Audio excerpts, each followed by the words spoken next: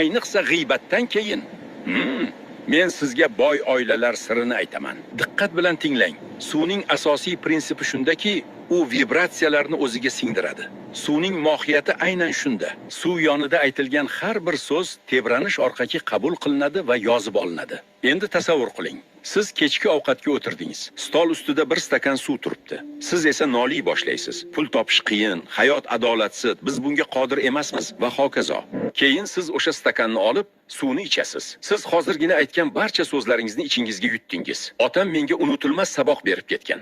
Uning ovqat paytidagi bitta qoidasi bor edi va u hech qachon buzilmasdi. Stol ustida ovqat yoki suv turgan paytda hech qanday salbiy energiya bo'lmasligi kerak. Hech qanday shikoyat, g'iybat yoki yomon gap bo'lmasin, hatto o'zingiz haqida. Endi doim oldingizda suv bo'lsa, atrofda nima gapirilayotganiga e'tibor bering.